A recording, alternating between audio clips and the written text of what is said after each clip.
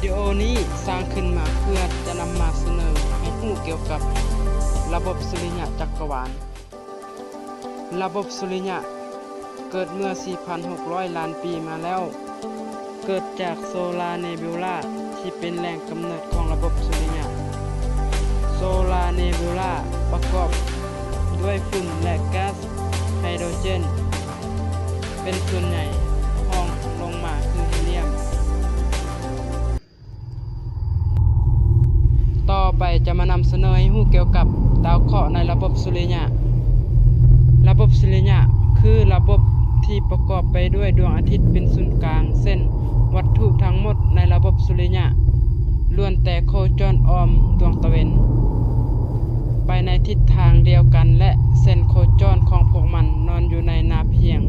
ที่เกือบตั้งฉากกับแกนของดวงอาทิตย์และระบบสุริยะประกอบไปด้วยดาวเคราะห์ทั้งหมด8ดวงนั่นก็คือดาวพุธดาวศุกร์ดาวโลกดาวอังคารดาวพฤหัสดาวเสาร์ดาวยูเรนัสและดาวเนปจูนรายละเอียดเราจะมาทำการศึกษาเกี่ยวกับดาวเคราะห์ในแต่ละดวงคือดาวพุธดาวพุธเป็นดาวเคราะห์ที่อยู่ใกล้กับดวงอาทิตย์หลายที่สุดเป็นดาวเคราะห์ขนาดน้อยที่สุดในระบบสุริยะเป็นดาวที่บ่มีสันบรรยากาศปกหุ้มเหตุผลที่เฮ็ดให้อุณหภูมิพื้นผิวสูงหลายในตอนกลางวันอุณหภูมิสูง467องศาเซลเซียสและในตอนกลางคืนอุณหภูมิต่ำหลายถึง-183องศาเซลเซียสมีเส้นผ่าศูนย์กลางประมาณ 4,878 กิโลเมตรดาวพุธหมุนอ้อมตัวมันเองใช้เวลา59วันและหมุนอ้อมดวงอาทิตย์ใช้เวลา88วัน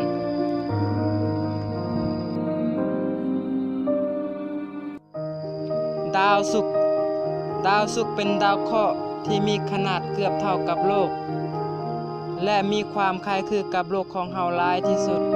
จึงได้รับแสงยาวนานว่าฝาแฝดของโลกดาวศุกร์เฮาสามารถเบิ่งเห็นได้โดยตาเปล่าในตอนหัวค่ำเอิ้นว่าดาวประจำเมืองและเบิ่งเห็นในตอนเช้าเอิ้นว่าดาวหุงสันบรรยากาศมีความหนาแน่นหลายและประกอบก๊าซไดออกไซด์หลายถึง 97% เป็นเหตุผลที่เฮ็ดให้อุณหภูมิพื้นผิวสูงหลาย500องศาเซลเซียสและเป็นดาวเคราะห์ดวงที่2ของระบบสุริยะมีเส้นผ่าศูนย์กลางประมาณ 12,104 กิโลเมตรหมุนอ้อมตัวมันเองใช้เวลา243วันและหมุนอ้อมดวงอาทิตย์ใช้เวลา225วัน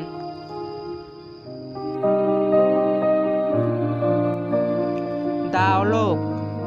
ดาวโลกเป็นดาวเคราะห์สีฟ้าที่มีสิ่งมีชีวิตสามารถอาศัยอยู่ได้โลกมีดวงจันทร์บริวารเพียงดวงเดียวเท่านั้นสันบรรยากาศของโลกที่ปกคลุมไปด้วยก๊าซหลายชนิดเช่นฮีโดรเจนนิโตรเจนออกซิเจนและธาตุอื่นๆโลกเป็นดาวเคราะห์ดวงที่3ของระบบสุริยะซึ่งใช้เวลาในการหมุนอ้อมตัวมันเองแม่น24ชั่วโมงและหมุนอ้อมดวงอาทิตย์ใช้เวลา365วัน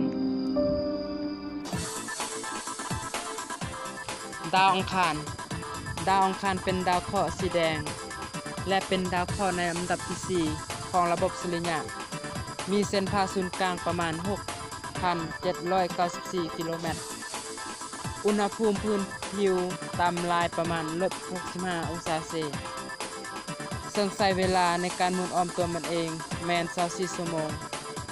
และหมุนอ้อมดวงอาทิตย์ใช้เวลา687วัน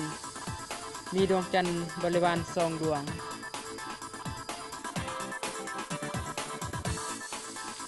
ดาวพฤหัสดาวพฤหัสเป็นดาวเคราะห์ที่อยู่ห่างจากดวงอาทิตย์เป็นอันดับที่5มีขนาดใหญ่ที่สุดของระบบสุริยะมีเส้นผ่าศูนย์กลางประมาณ 11 เท่าของโลกซึ่งใช้เวลาในการหมุนอ้อมตัวมันเองแม่น10 ชั่วโมงและอ้อมดวงอาทิตย์ใช้เวลา12 ปีดาวเสาร์เป็นดาวเคราะห์ที่มีวงแหวนสวยงามที่สุดในระบบสุริยะเป็นดาวขนาดใหญ่อันดับที่2รองจากดาวพฤหัสสั้นบรรยากาศของดาวเสาร์ประกอบด้วยก๊าซและของเหลวและมีน้ำหนักเบาหลายเป็นดาวเคราะห์ดวงที่ 6 ของระบบสุริยะมีเส้นผ่าศูนย์กลางประมาณ 12,536 กิโลเมตรหมุนอ้อมตัวมันเองใช้เวลา 10.5 ชั่วโมงและหมุนอ้อมดวงอาทิตย์ใช้เวลา29 ปีดาวเสาร์มีดาวบริวาร30 ดวงดาวยูเรนัสเป็นดาวเคราะห์ก๊าซสีฟ้าอ่อนมีวงแหวนคือกับดาวเสาร์มีขนาดใหญ่เป็นอันดับที่3และเป็นดาวเคราะห์ดวงที่ 7 ของระบบสุริยะมีเส้นผ่าศูนย์กลางประมาณ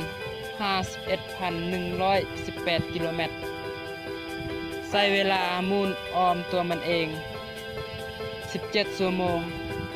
และหมุนอ้อมดวงอาทิตย์ใช้เวลา84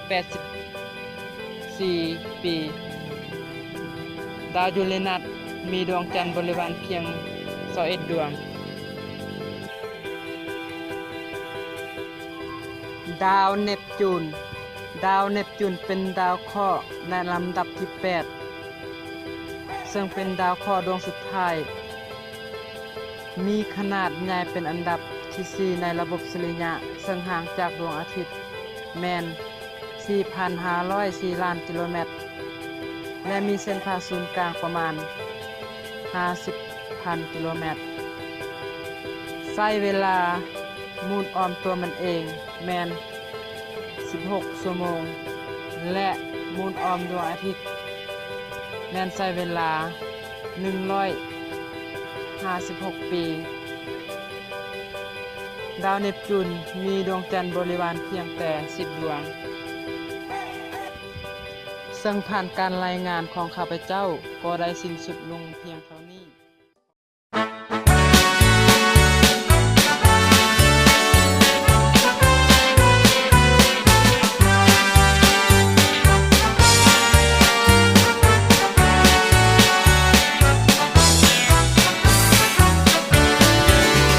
คำว่าคู่